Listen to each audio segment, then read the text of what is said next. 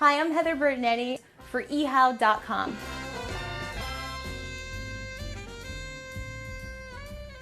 Today I want to talk to you a little bit about ganache.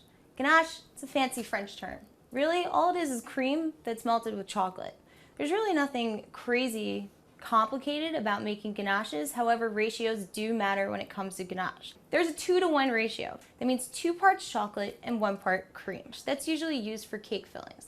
The second one is called a medium ganache. That's a 2-to-2 ratio. That means 2 parts cream to 2 parts chocolate. And that's used for your Russell Stover bonbons or those good little Easter candies and chocolates that you like to eat all the time.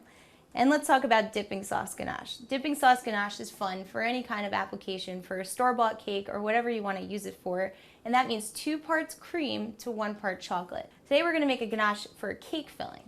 The reason why I talk about ratios when it comes to ganache is if I'm going to use this for a cake filling as my application, I want it to be pretty stiff and hold up in the cake and make sure that it's sturdy. If you don't have a scale available and you can't do grams or ounces and you need to scale it out or measure out your chocolate, I would say do 16 ounces of chocolate, which usually come in 1 full bar, and 1 cup of heavy cream brought to a boil. I have my cream already boiled. I'm going to pour it over the chocolate. Aim for the center.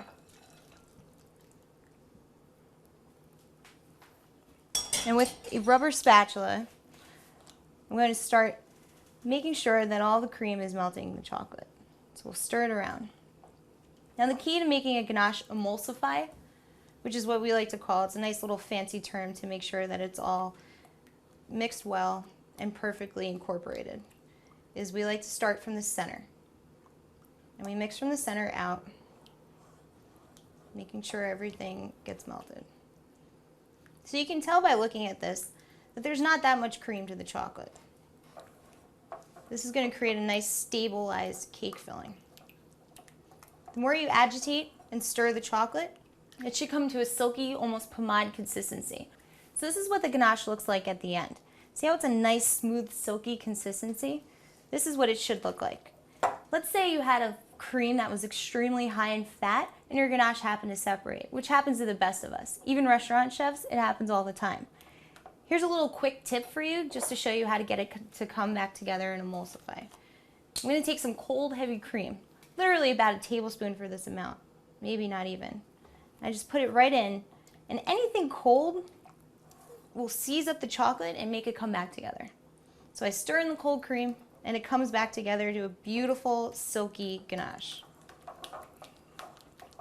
So after my ganache is fully come together, it should look like this and should be silky smooth. The fun thing you can do about ganache, which is my favorite application, is you can always add alcohol to it as well. I like to use rum, Di Serrano, Kirsch. You can use anything that you'd like, and it gives it an interesting flavor. So if you're trying to make, let's say, an orange flavored cake filling, and you want to use a chocolate cake filling with orange to it, you can add an orange liqueur. It's a fun thing to do. I'm Heather Bertinetti. Catch me again on ehow.com.